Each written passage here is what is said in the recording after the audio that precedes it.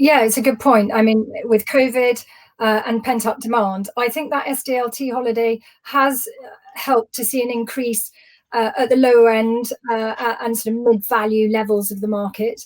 A saving of up to £15,000 does make a noticeable difference for that level of buyer.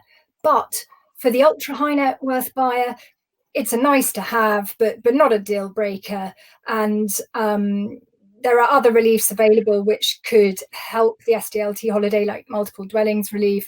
But for the ultra high net worth, it's not really having that much of an impact.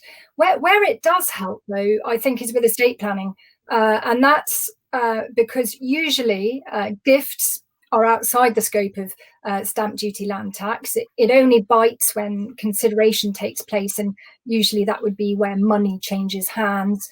But with some depressed values and possible tax hikes, we are seeing families look at handing down property to the next generation.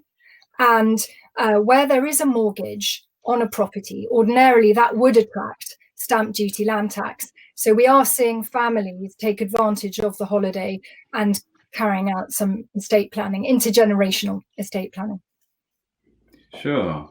Okay. And I know you deal, as I do, also with a lot of overseas clients, or clients that are based overseas. Have your clients that are based overseas expressed any concerns about the rates of SDLT for non-UK residents, which are set to increase and take effect next April? Yeah, I mean, any tax hike is not going to be well received by an individual, and I think ultra high net worth clients are no different.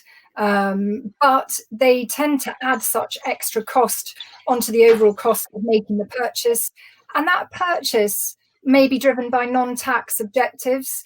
This is something that I think Jeremy sort of touched on. People come to London and invest in property here for lifestyle, safe harbouring capital, business relocation or expansion, family education, political stability, rule of law, all of the above. And so that extra 1% charge, I don't think it's going to be a deal breaker.